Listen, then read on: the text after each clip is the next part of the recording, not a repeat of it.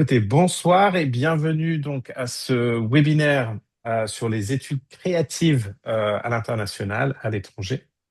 Je m'appelle Marc, je suis le fondateur de Study Experience, que vous connaissez peut-être ou pas, mais qui est une agence qui accompagne les étudiants qui postulent dans les universités à l'étranger. Je suis entouré de trois panélistes qui viennent de trois universités britanniques différentes et ils vont se présenter dans un instant. Euh, Peut-être juste pour vous expliquer de quoi on va parler aujourd'hui, l'idée c'est de vous présenter un petit peu le panel des formations possibles dans les métiers créatifs à l'étranger, de parler évidemment aussi un petit peu des conditions d'admission, des particularités des candidatures, les portfolios, les choses comme ça. Parler aussi des métiers auxquels peuvent mener ces études-là. Peut-être répondre à des questions difficiles, notamment, voilà, est-ce que les études artistiques vont vous permettre derrière de faire une belle carrière ou voilà, on va essayer d'adresser toutes ces questions-là. Vous pourrez aussi poser toutes vos questions, donc n'hésitez pas à le faire dans le chat pendant le webinaire et je vous répondrai entre les questions. Euh, et puis, il y aura un temps aussi à la fin si vous aviez des questions voilà, plus précises à nous poser, vous vouliez discuter un petit peu. Euh, voilà. Ça va être un mélange d'anglais et de français. Chloé, je crois que tu te débrouilles en français, il Oui, me semble. je suis Parfait, française, donc je peux le je faire en sais. français, mais Donc, tout va j'avais pas bien. prévu, mais oui. Bon, on peut switcher. Sam et Tanya, English speakers. Donc, on va switcher un petit peu entre les deux, mais encore une fois, ne vous inquiétez pas, s'il y a des choses qui sont pas claires, on pourra répéter ou parler lentement ou vous réexpliquer ça par la suite. All right, guys. So, can I just to start with maybe ask you to introduce yourself? So maybe Chloe to start, and let me just share your slide, your presentation slide at the same time. There we go. Merci beaucoup, Marc. Oui, donc c'est vrai que je n'avais pas prévu de le faire en français, mais je peux le faire en français. Je suis française. Ça fait 19 ans que j'habite à Londres, mais je suis bien française. Donc, je m'appelle Chloé, je travaille pour Escape Studios. Nous, on est basé dans le centre de Londres. Et en fait, on est une école, donc on propose des bachelors, donc c'est directement après le lycée, des programmes sur 3 ans. Et également des masters aussi. Donc, je ne sais pas dans l'audience si vous êtes plutôt bachelor, plutôt master. Et les masters sont d'1 an. On est, nous, au départ, une école d'effets spéciaux, mais on fait aussi maintenant, depuis plusieurs années, depuis une quinzaine d'années, de l'animation, des jeux vidéo, on fait du concept art aussi, et on va commencer aussi l'année prochaine comics, donc bande dessinée en gros. On peut commencer les cours au mois de septembre ou février. Alors, septembre, c'est pour les bachelors et les masters, et février, c'est seulement pour les masters. Ici, j'ai mis un petit peu ce qu'on demande au niveau des notes. Donc, j'ai mis pareil pour les deux, pour bachelor, master. Mon bachelor, bon, j'ai mis des notes au bac. Mais c'est des choses qu'on peut regarder. Au master, on demande en général une licence mention assez bien dans le domaine dans lequel vous allez le faire, mais bon, ça après, on peut être aussi assez flexible. Et ce qui va être important pour nous, ce sera le portfolio, mais ça, de toute façon, on va en parler avec Marc pendant la discussion de l'importance du portfolio pour les trois institutions qui sont présentées aujourd'hui. Voilà. Alors, on fait aussi des cours en programming, c'est plutôt du coding ou du tech art qui n'ont pas de portfolio, qui vont pas forcément être créatifs, on va dire, mais qui font partie quand même des industries créatives, voilà. Et puis j'ai mis aussi nous le prix de nos cours. Donc ça, ce sont les prix qui sont montrés à l'année. Ça fait un petit peu plus en euros, voilà. Mais la bonne nouvelle chez Escape Studio, c'est que pour les bachelors, vous payez les mêmes frais que les étudiants britanniques, c'est-à-dire soit on va dire à peu près quoi, 11 000 euros à l'année, entre 11 et 12 000 euros à l'année selon le cours. Voilà, donc ça c'est la bonne nouvelle. Voilà, c'est pas ce que tout le Top. monde fait. Elles sont Voilà. peu nombreuses, les universités, à Mm. faire ça, donc c'est chouette. Ouais, il faut C'est être, il faut top. avoir un passeport européen et vivre, bon, je sais pas ce que vous visez, tous en France ou aux pays francophones, mais d'Europe. Mais voilà, faut être vivre en Europe et être européen. C'est les deux conditions. Voilà, c'est tout, je Top. pense. Merci, Chloé. Sam, the floor Hi, is yours if you everyone. just want to introduce yourself. Yes, so my name's Sam. I'm at Falmouth University, which is a large creative arts university in the southwest of England. So you can see on the screen some of the different degree programs we offer. Falmouth's motto is creativity in everything. We're known for creativity, technology, and entrepreneurship. And we are very lucky to have a very beautiful sort of resort location. So the inspiring and calming location is a really unique benefit that our students enjoy. We're known to be very supportive, so we, like many arts universities, have a focus on small class sizes and nurturing individual creativity. We also have the university mental health charter status. So we're good at looking after our students and drawing out their individual creativity. We don't have a house style. We're looking to find everyone's unique artistic voice. And at the same time, we're trying to build practical skills. So we're assessing projects rather than our students sitting exams, for example. And then our goal is to create students who are curious and creative, able to tell a story, who are work ready, able to be collaborative, and to make change and to innovate and be great global citizens. Thank you. Thanks, Sam. Tanya. Hi. Yeah, me. Okay. Okay, bonjour Hi, tout le Tanya. monde. I could try in my franglais, but I shall go ahead in English until my confidence comes in. So, hi, I represent Arts University Bournemouth. I've been there for I don't know, about 10 years now. We're often just called AUB. We are a specialist creative arts university based on the very south coast of England, so right on the beach. There's a picture of it there. Everything we do is focused on the creative industries. So that means there's nothing else except for that. There's a lot of collaboration. We offer courses in art design. You can read it there: film, fashion, makeup, architecture, marketing, animation, games design, media, performance, everything and everything creative. We've got more courses, I think 31 undergraduate courses there. We have around 5,000 students, just under, based on one campus. So it's a really exciting place to walk around. We are home to the largest film school, actually, in the UK, outside of London. Chloe, you can have the London. We're just 2 hours outside of London, so it makes those courses, particularly our film production or courses that are related to film, very competitive. And as you can see, we've done pretty well in the rankings this year, being the #1 specialist arts and design university in the Southwest. Outside of London, we're the top one. So within London, if you include London, we're #2 in the UK. So we've done really well. We offer 1-year industry placements, which is a really nice addition to your 3 years. So if you wanted to take a year out and work, whether that's in France or abroad or in the UK, in industry to get experience, you can do that. And as you can see, I've put there a few of our, just a few pictures of some of the students' work. You can see we've won an Emmy, which is a big deal.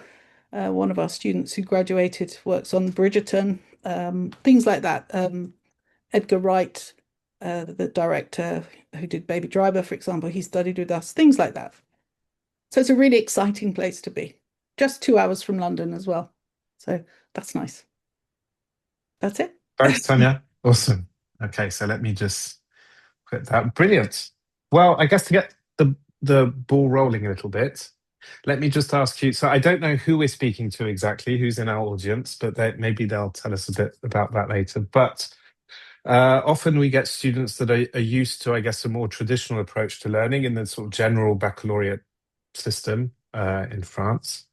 Um, and so, and I know that one of your key strengths at each of these institutions is your teaching approach. And I thought maybe you could each tell us a bit more about what the teaching experience would be like in each of the institutions. What can a student expect, I guess, on a daily basis in terms of how does an arts program work? I don't know who wants to start, in English or in French, as you prefer. I'll start if you like. Go for it, Tanya. Yeah. Yeah. One of our taglines is we are a community of makers.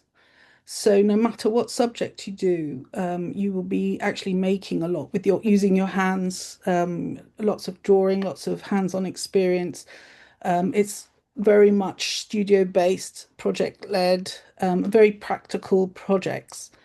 So it's quite fun as well. So rather than sat in a classroom learning things, like you have to remember stuff at school, it's all about the making and the experimentation, and increasing your critical thinking and by your practical skills. It's very much group led. So that's you work very often in a community of never alone, really. Sam, I think you touched upon the fact that at Falmouth there are no exams. That's Did I right. Yeah, understand that right? yeah. Much as Tanya said, it's about learning through doing. Yeah. And I mean, to give an example of that, a student joining our Games Academy, they would form a team, and their project work would be working in a team to build a game. So it's trying to simulate the industry environment or the job that somebody aspires to go on to. So we have wonderful facilities, we have great industry connections, but overall it's about trying to recreate or simulate that real world of work. And it's fun as well, because if a student's choosing a subject where they have a talent and they have a passion, they're getting to do what they love and being assessed as they're making. I've often heard actually that art students are those that work the hardest, in that they never really stop, right? They go to classes, but then it's like something that takes up pretty much all of their spare time as well.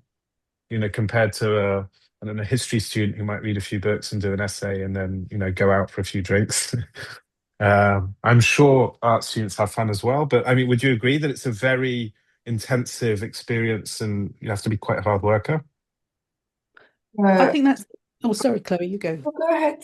No, I've done my bit. You do yours. No. I mean, I completely agree. And just to add to what Sam and Tanya said, I mean, I think it's quite common to a lot of UK creative institutions where you do a lot. There's very little theory. It is mainly practice. And in terms of the hard work, it's actually quite relevant because so the way that we work at Escape, you only go to class like physically 2 days a week. It's 2 full days. So it's 9 to 6 for 2 days. Then there's half a day online and the rest is just project. So you can choose to do nothing if you want to, but you don't really have that option because you work as a team. So we have our studios open in the evening until 10 o'clock, at the weekend as well. So they have that option. And I know obviously we're not unique, like that, but you are right. And on paper, it looks like we have very little classes, but actually there is so much more around it. And it really is that teamwork as well, that we also have, like Sam mentioned, you have to create something together. It's a little bit different for masters. So I don't know if some of the people online have, are also interested in masters. It's more of a solo project in general, but it's the same model. It's I think it's actually 1.5 day in person, and the rest is project or online as well. So it is quite intensive. And yeah, creativity doesn't always come when you're in the classroom. So and depending on what you do, obviously, if it's on a computer, it's a bit easier, but if you have to use materials or whatever, it really depends what you're going to do. But yeah, I do agree with that statement, Mark. Sorry, I did it in English. As whatever, whatever works. Did And I anyone think, want to add? Yeah, go on, Tony. yeah, I think because you're surrounded by lots of creative people who aren't necessarily studying the same subject as you, the conversation is continuously, even if you're in your student digs or if you're talking together, it's always creative. Your mind just doesn't stop. And it's that great learning, even from people who aren't on your course, that if you're surrounded by creative people, and a lot of creative people as well, find a lot of, I know the French word, soulager, to be surrounded by Relief. creative people. Yeah, a Yeah. lot of relief. I couldn't think of the English word there. To be in an environment where they're allowed to just talk and be themselves, and just continuous, yeah. And just to add, je peux le faire en français là. Par rapport, pour être passé par le système, et je sais que ça a changé depuis, mais par le système du lycée français avec le bac, avec je sais plus combien de matières au bac, et c'est vraiment très très différent quand même la transition après à l'université. On a vraiment plus de capacité à s'exprimer, à travailler sur des projets qui nous tiennent vraiment à cœur. Et surtout quand on est créatif, on a souvent une passion. On va faire des études qui sont basées sur notre passion. Et ça, c'est vraiment unique. Et c'est une grosse, grosse différence entre un lycée, un bac traditionnel français. Et on arrive dans une université. Alors, je connais pas du tout les universités françaises ou les écoles de design ou autres, mais ici, en tous les cas, c'est vrai qu'en Angleterre, c'est quelque chose qui peut un petit peu surprendre des fois les étudiants, c'est d'avoir que c'est très très pratique en fait et qu'on laisse les étudiants s'exprimer et vraiment créer ce qu'ils ont envie. On va pas leur imposer un style. Alors on va leur donner même en termes de software, ils vont devoir utiliser certains softwares, mais il y a aussi des fois certains cours, on va leur laisser un petit peu la liberté. Bah, tu veux utiliser tel langage pour ton coding, ok. Tu préfères ça, on va te montrer les deux. Tu peux après choisir ce que tu veux faire. Et ça, c'est assez Mm. unique et c'est pas quelque chose qui se retrouve dans tous les pays forcément, quoi. Mais en tout cas, en Angleterre, c'est vrai que c'est commun à pas mal d'universités. Et ça, c'est génial quand Oui. on est créatif. Ouais, et puis on parle aussi pas mal dans tous les domaines, là, pas que artistique, mais de pédagogie inversée, c'est-à-dire Ah qu'on va oui, arriver en cours en ayant déjà quelque part réfléchi et travaillé un sujet, et puis les cours servent à approfondir, à vérifier qu'on a bien compris. Donc moins d'heures de cours, mais peut-être plus de qualité quelque part sur critical des thinking. Il y a temps. plus de Ouais, critical thinking. Je sais pas voilà. comment traduire ça. And the students want to be there, they got surrounded by all Yeah. that stuff, So Mm. Sam, Um, no? yeah, absolutely, Tony, you're right. I hope your students want to be there. Um, I guess another thing which I'm sure concerns your institutions, particularly in the UK, so in environment. So we've talked about sort of the academic content and sort of the teaching approach, but there's a whole campus experience. You touched upon that, Tanya, how AUB has 5,000 students, and it's exclusively arts. It's exclusively arts programs. I think that's the case at Falmouth as well. And well, Escape Studios maybe not as big, but it's obviously just focused on that as well. But what kind of an experience can students expect outside of the class? I suppose that makes sense. Sam, did you want to pick up on that? Yeah, I think probably similar. Tanya and myself, probably our institutions are kind of similar in being coastal, having very beautiful sort of scenery and sort of calming, natural, inspirational sort of environments nearby. And students going to Escape obviously have the best of the other side as well, being based in central London, I believe. So I suppose it depends on what a student's looking for. Certainly, students at Falmouth are often choosing Falmouth because they prefer that sort of more tranquil or natural setting.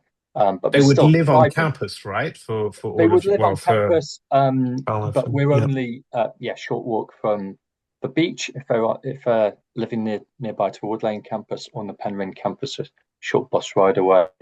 So that might be part of why they're choosing. But there is a vibrant students' union. So every UK university will have a students' union, lots of clubs and societies, and that's run by the students for the students. So any student who's joining, who's got an interest, they can join a club or they can set up their own society. So yeah, lots of creative people coming up with really interesting things to do. So I think that's one of the benefits of a UK arts institution, is the other students around you and all the opportunities that leads to on the social side as well as the academic side. I guess it's about learning also to grow up as an individual, and to have access to. I mean, I asked the question because in France it's not common, especially in the arts. That there wouldn't be any really campus universities that would focus exclusively on arts. It's quite unique, I think, to the UK in a sense. Yeah, if I can go again, Yeah, I think that the sort of crossover between the campus and the sort of academic side is that in general, as sort of creative institutions, we're trying to create an environment in which people can, as Tanya mentioned, experiment, in which people can fail and sort of learn from that. And you can't just look at the 9 to 5 or 9 to 6. It needs to be a sort of holistic experience where somebody feels at home, they feel part of a community and able to follow their passions, but to fail and try again and sort of find their place in the world as well as their own creativity. So let me ask you all, I think you all need to answer this. This is the number one question that we get from, well, more parents than students, I would say. The number one concern is going to be, if I study arts, am I going to get a job essentially at the end of it? And I'm sure you hear that question all the time. So how do you answer that question?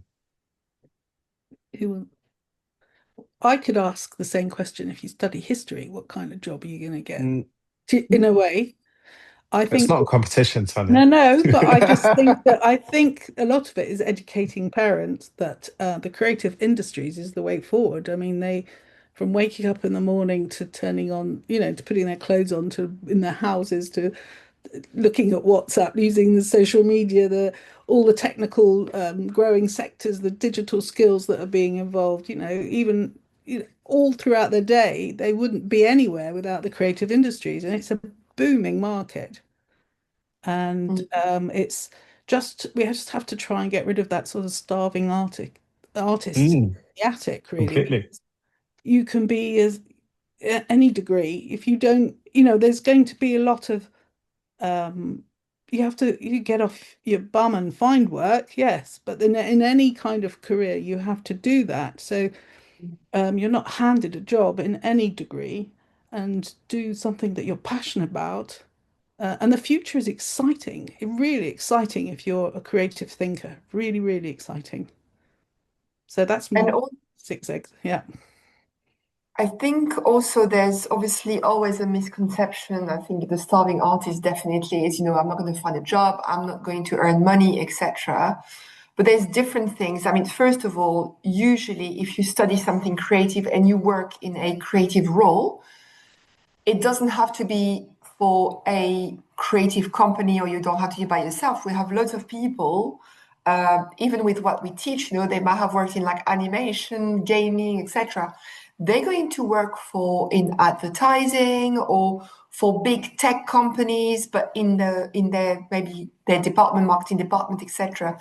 So you don't have to always think I'm doing a games degree, for example, and I'm going to end up working for a game studios. Obviously, if that's what you want to do, that's great. If you want to aim at joining a very big company, etc., go for it.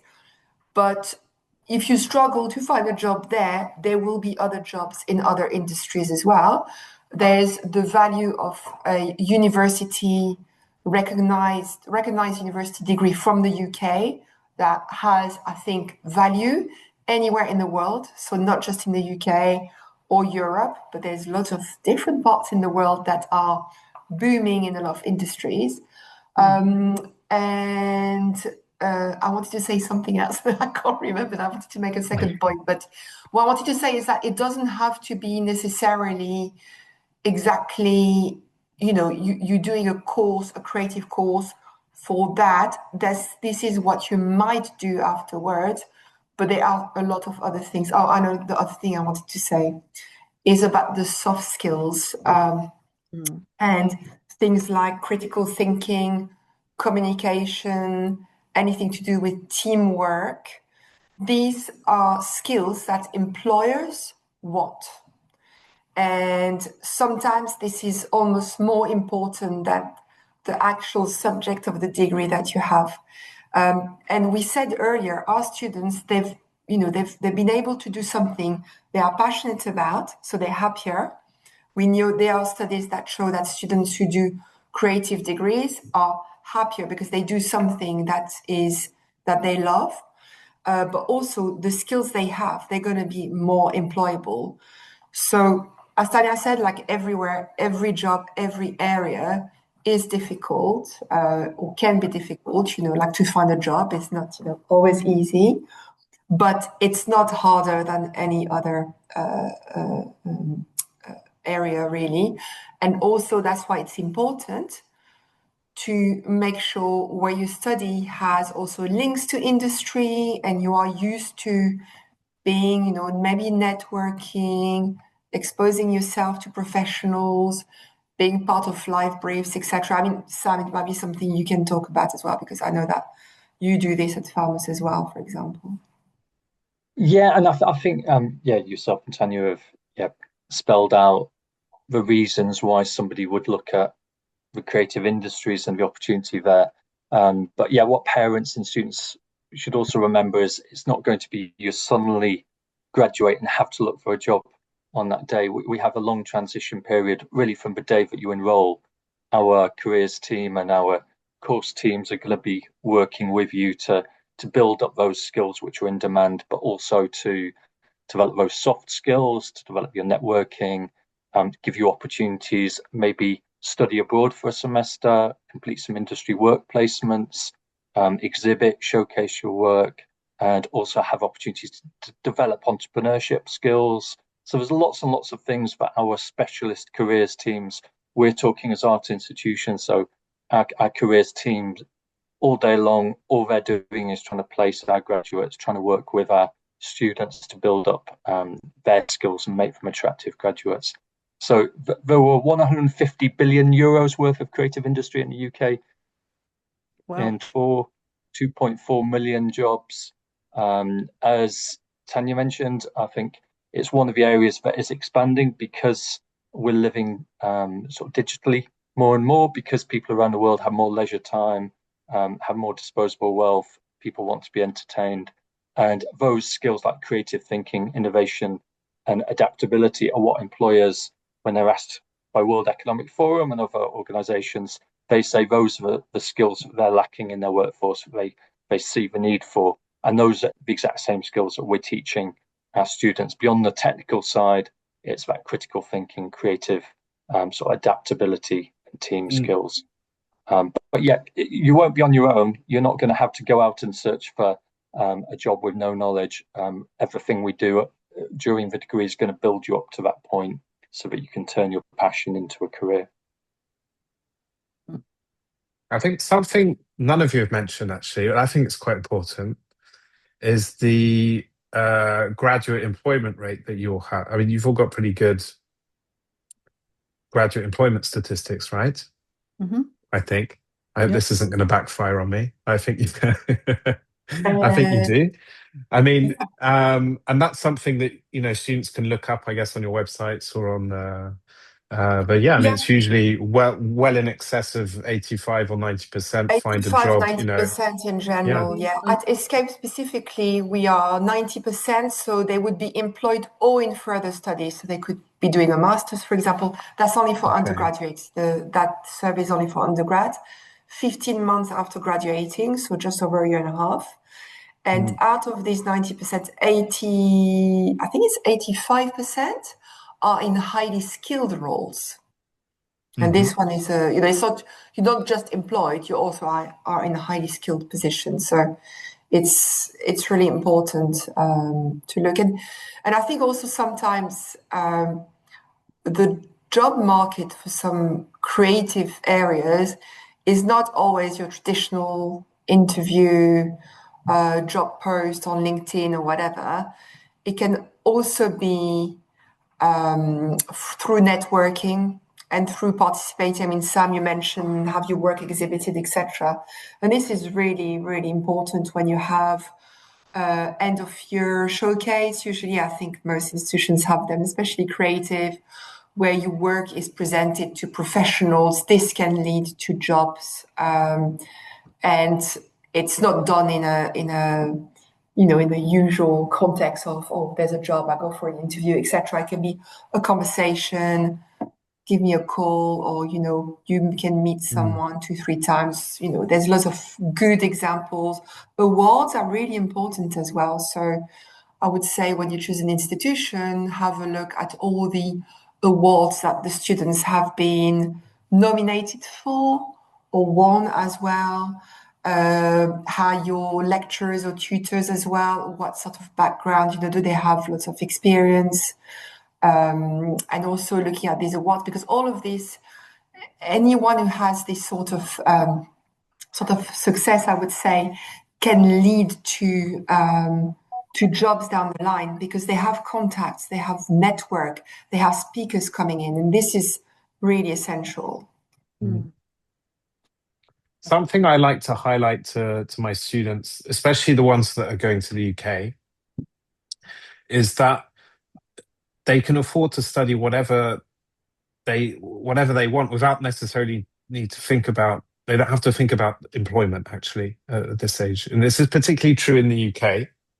It's not as true in France. We're formatted in France to choose from the age of 14, 15 your future career. You have to pick certain subjects that are going to lead to certain studies, and then you've got to stay within those studies for 4 or 5 years, and then you get access to very specific jobs that your studies have prepared you for. And in the UK, and not just the UK, I'd say in English-speaking countries, probably in general, there's not always a correlation between what you study at undergraduate level and what you do later on. So if you want to become a game designer or or artist or of any kind, then obviously that you do have that opportunity. But if you're just fascinated by arts and want to have a creative degree, I mean, I don't think you'll disagree with me, but if you do, fire away. But you can do that and then do something that's completely unrelated at a master's level, even directly be recruited by companies that will be quite interested in having someone with that creative background that can bring something different. Would you agree with that? Yes and no for me. Okay, go on. I think you're right, but also from the point of a parent as well, it's a lot of money to spend if you're not doing something that you don't know. It would be, I would, if you can, try and focus be sure that the course you're going to is the one that you want to study. It's kind of like off target what you were talking about, but off subject slightly. But for example, a course in games design with Escape Studio might be quite different to the one that we do. Always be very aware of the course content in each university, because that's really important. And also, once again, a little slightly off subject, but I would also recommend that people visit the campus, because as a creative, that's I think sometimes like 50% of the decision making, if you like it, when you walk around. There's nothing worse than being in the wrong place, studying not quite the right subject. That's true. It's expensive. Yeah. I've just got a couple of questions in the Q&A, so I'll fling those out for you, and then maybe we can have a talk about admissions and portfolios. So one quick question is, how many international students do you all have? What would be the percentage of international students? I guess would be an easier take if you know. I'm gonna start because I'll be the smallest out of the three. En fait, nous, on a commencé à recevoir des étudiants internationaux en septembre 2024, où il nous fallait une licence pour accueillir les étudiants qui avaient besoin de visa. Donc avant ça, on n'avait pas forcément d'étudiants internationaux. Donc on en a actuellement un petit peu moins de 50 et c'est divisé entre bachelor et master, avec un petit peu plus sur master. Donc en pourcentage, ça fait pas beaucoup, on a à peu près 1000 étudiants. Donc voilà, c'est plus petit, mais bon, ça grossit aussi. Donc voilà, on est plus focalisé, enfin jusqu'à présent, on était plus focalisé sur les étudiants, on va dire, locaux qu'internationaux, mais on s'ouvre à l'international et on peut recevoir des étudiants sous visa. Tanya and Sam? We've got about, in percentage terms, between 5 and 10% of our students are from overseas. It's not I'm that always high. I was interested. expecting high. Yeah, I'm also interested what the reason is. Someone's asking why they want to know. There's different reasons why you might want to know. At Falmouth, we also share a campus with another university, Exeter, so there's even more students in our students' union and clubs and societies. So there's lots of chances to meet people, interesting people from around the world. But in terms of chances to make friends, local students, and have a typical UK student experience, that's certainly there as well. In the recent International Student Barometer, we actually ranked #1 in the UK for making friends. So it's very easy to as an international student to come here and have a good time and make some local friends as well as students from your home country, for example. When we have about 18-20% are international. Wow. Yeah. I mean, that's across the 3 years. It's not just, I mean, across every course. And as Sam, like, I mean, gosh, Chloe in London, it's full of international people, isn't it? Yeah, I was going to say, it always feels like when I hear, like we always have, students around, obviously in the corridors, etc., breakout rooms that we share with the students, and I know we have very few international students, but actually a lot of the what we call home students or UK students, a lot of them are also international in the sense that they might not have been raised in the UK necessarily originally, or they might have their parents from other places. London is I think there's very few people who would be from London and their family from London, or there's really a good mix. So I would say the when we look on paper, who qualifies from international students is small, but actually even amongst the staff, we've got a lot of non-UK. We have quite a good number of European tutors actually on our books. On a un tuteur français, notre directeur d'effets spéciaux et français par exemple. Yeah, in Bournemouth we have 3 universities, so there's loads of English language schools.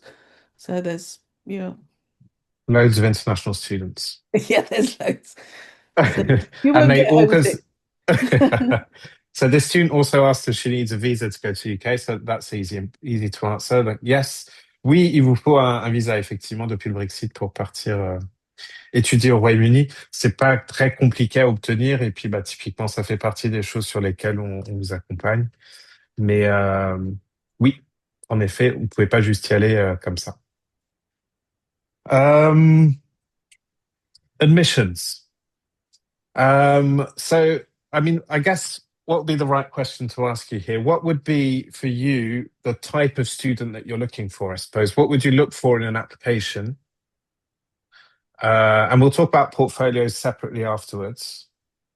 So I guess just in terms of, I suppose, the personal statement that they provide or letter of recommendation, what are you looking for you to think, this student fits the profile that we want? Tanya, do you want to? Shall I? Pretty much what we look for in the portfolio. We love individual people in the sense that I'm not going to say the crazier you are, but the more passionate you are about your subject or what you want to do or what you are doing, the better. Like I say, you're not studying history, you're studying. We want people who are ready to experiment, who aren't scared to do something wrong. That kind of people who are excited, about who can tell a good story, even in their statement. Let's hear all about, these strange things that you dream of or you aspire to. That kind of Hmm. person. Yeah, I agree with Tanya, and obviously I mean, I think for Tanya and Sam, you have a broader range of Yeah. courses than we have here at Escape. But I think I completely agree with you. It doesn't have to be, we're going to look at grades, but not only. And actually, we're going to talk about portfolio, which is usually for portfolio courses, which is the important part. There's even some courses that don't always require a portfolio, no grades. And I think it's about the potential. So it's about showing, motivation. Well, I've never really done. We've got people who haven't even done art at school, who, I could be like, well, actually, I do draw in my own time. I like doing this. And some people have got a very specific project. This is what I want to do. I want to make, a game I've already started, I've already done, I've already built this, I've done that. I just want to improve my skills, but we're not asking them to know a lot. So I don't know, it's quite difficult because depending on the courses, typical student is going to be a little bit different. But I would say students who have a passion, I mean, certainly at Escape, people here who study game, I mean, we obviously love the world of games, but they would have a passion for certain things as well. And they usually know pretty much they want to do 2D animation or 3D animation. They're like, that's really what I want to do. So, yeah, so passionate with potential. And this, you see this through the statement and the portfolio. Hmm. And yeah, I don't really have anything different to say on this. Okay, Yeah, that's it's fine. about passion, creativity, and we, as Tanya said, we're really looking for same things in the portfolio. So we interview every student, so we don't have a point at which we're reading a statement and making a decision based on that. So we get I to mean, speak to before we tackle the portfolio, um, I mean, something I certainly see quite a lot from students, from French students specifically, that are interested in creative programs abroad. And I'm speaking about students that are in the general French baccalaureate system. They don't do a lot of creative study as part of their high school program. Okay. So they may have individual, well, in their own time, they may have an interest in certain fields, and that would definitely usually be the case. But they might not have a rigorous sort of academic background in the arts, which is different to what would often be the case in the UK with the A-level system, where you may have A-level arts or something, or that you would push to a high level. So I guess my question is, for those students, um, could they access your schools straight away? Do they need to go through some kind of preparation or foundation course? What's your approach on this? How advanced do they need to be in their technical ability? It, as Chloe said, it depends on the course. It really does. But they have to have something. Um, even yes, i- if they've done a little bit, we offer a service. Well, I do, where I'll look at your portfolio and I can tell you if what you need to add to it, how you need to change it, amend it, whatever. I'm quite happy to do that if you're willing to apply to AUB. I won't do it for everybody. So that we can help you like that. If you really have done nothing of outside of of anything, not even at home, then it's, maybe studying a degree that you're not ready for it yet. You can do a foundation year and you still need a portfolio for that, but not at such a high level. But Mm. you have to apply to your abilities as well, because we don't want you to struggle, So it's worthwhile getting a portfolio, learning the basics. It's just a matter of practice and repeating, and the Mm. confidence will grow. Yeah, I think there's different things, but also different in general. We ask, and we'll talk maybe a bit more about the portfolio, but we ask for quite similar things for portfolio, but there are differences for one same course. You can have differences between two different, courses, and there's sometimes a difference I've seen in a course that's going to have the same name, but one's going to be a Bachelor of Arts and one's going to be a Bachelor of Science. The science one will be maybe a little bit less creative. It doesn't mean it's not creative necessarily, but might require a bit less. And I think the foundation can be good, but I think the foundation is also good for people who don't have, wouldn't be strong enough to go into first year or don't really know what they want to do and they like different things as well. And that's going to help narrow. And there's definitely different, places that would do this. We don't at Escape, but we work with partners. But yeah, and as Tanya said, if you're not ready, that might be a little bit difficult. If you want to do a class, I don't know, in comics, for example, we're going to offer comics next year. If you can't draw, that's going to be a little bit of an issue. You don't need to do art in school, and I agree with you, Mark, that in France and actually in a lot of European countries, art is not always pushed a lot, less in the UK in any case. But anything that, you can do things outside of that. There are some places that help with portfolio as well. They're called portfolio centers. There's some companies that do this, for example, they can help you with portfolio if you don't do art, or if you still have a couple of years before you apply, you can also take classes, take like art classes or to help you. So. And we do actually work with a couple of partners who That's do portfolio interesting. preparation specifically. Yeah. So that is something we help with. Sorry. And yeah, just from Falmouth's perspective, yeah, if you are someone who's passionate about your creativity and you're not getting that from your classroom, we'd be looking for evidence of how you've acted upon that outside of the classroom. So as Tanya mentioned, you can't just apply for an art university if you've done no art and you've not able to demonstrate your passion for that. Obviously at postgraduate level, if it's not a conversion course, if it's a course that already requires some grounding in that particular art, we might be looking for somebody who's developed their own voice and style. But at bachelor's level or foundation level, we will be looking for, as we mentioned before, evidence of curiosity and passion and creativity. Thanks, Sam. So portfolios. What I guess what would be your best examples of what not to do, in a sense? And the thing, portfolios is complicated, I have to say, because each university has very different requirements. Some might ask you for 10 pages, some might ask you for 20 pages, or whatever.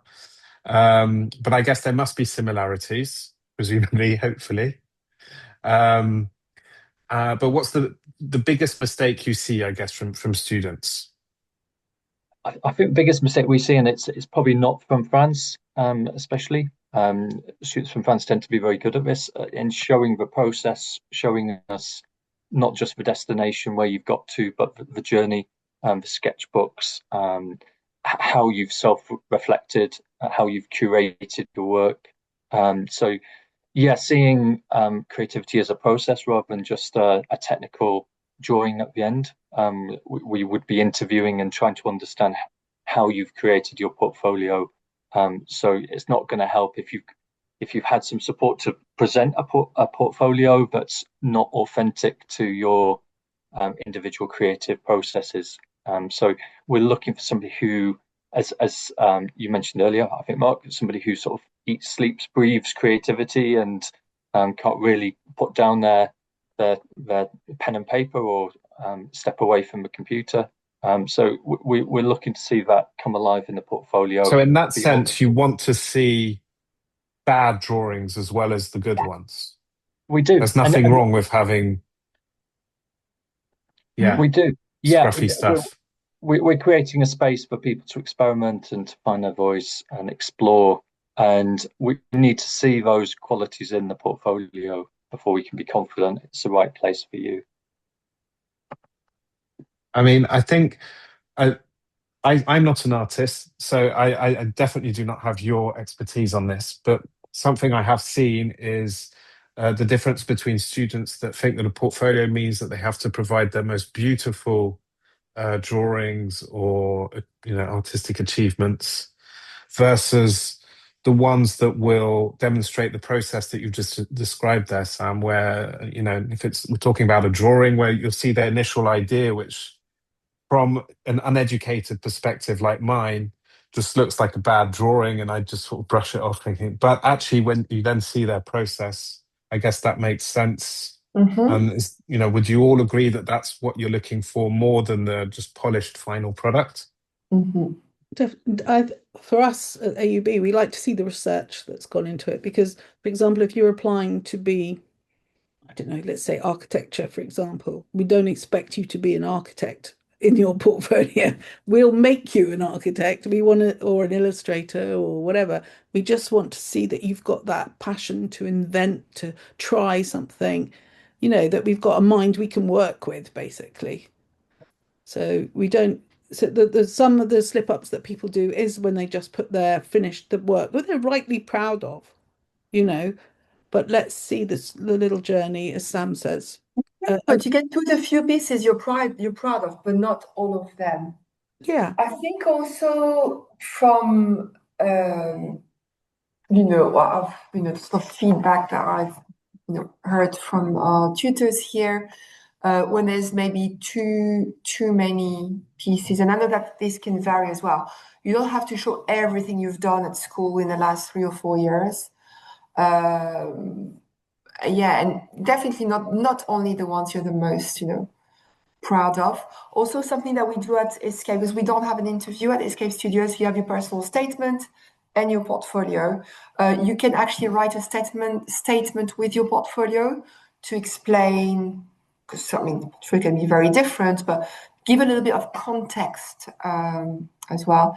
And what I've seen, not here necessarily, but in the past, is people using different, if they are into, concept art, for example. It's not just about drawing or live drawing, but it could be a lot of different things. You could be into quite different things. You could be into, maybe making clothes or going to exhibitions. You could show some journals. There's lots of different things that you could have tried, because I think artists are not always, artists or anyone in the creative space is not always creative in one channel or one support. They have different things that they like. They choose, okay, I'm going to do a degree in that, but actually they might have other interests and other hobbies. So variety is quite important as well. Yeah, definitely. I agree with Chloe, because with AUB, you might be doing animation, but maybe you want to be doing you want to have a try at model making, maybe, or photography or filmmaking, and you can bring all those things into your work, because you've got that interest, and it's really exciting. I like to think. That's a huge mug you have, Chloe. That's absolutely massive. Right. So it's bigger than you. Okay. Oh, blimey, probably full of gin. That's great. Created by one of your students, no doubt.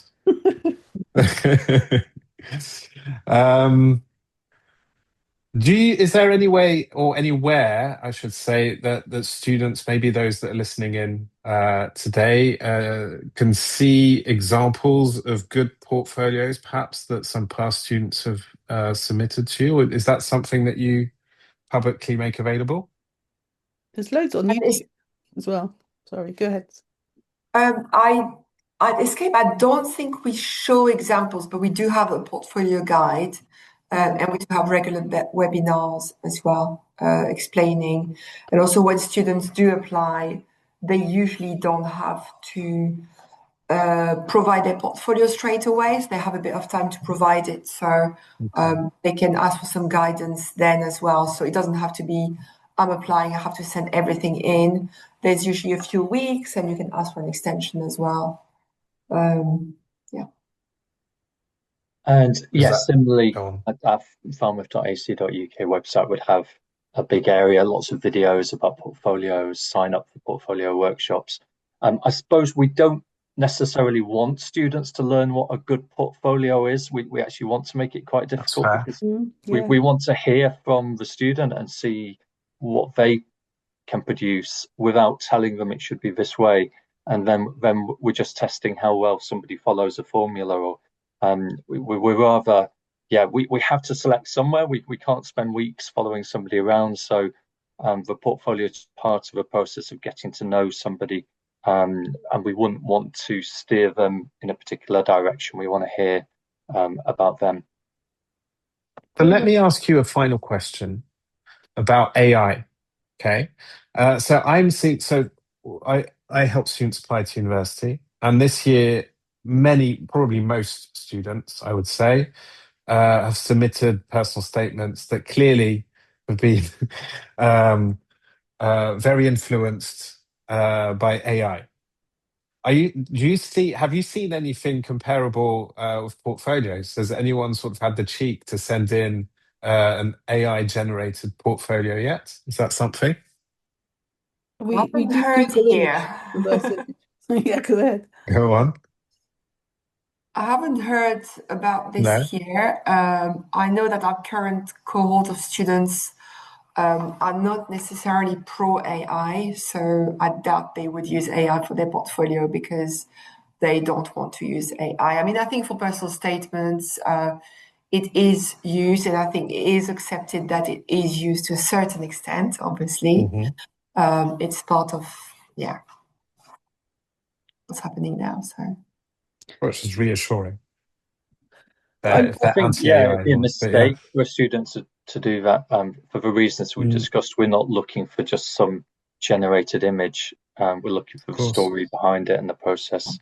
So I don't think it's something we would worry about really, because those students would probably not have good portfolios and be rejected. Certainly at Falmouth, we're interviewing everybody, so it's going to be much harder to pass it off as your own work when you're asked to talk about it. I have heard that some universities will pass the statement through AI, ChatGPT, whatever, those kind of checkers, and that if they find over 50% is generated through AI, then they'll reject the student. That'll be bin. I have heard that. I don't know if we do that, but because like Sam says, there's so many different ways we can judge if you're ready to come to us. Okay. Well, look, thank you all.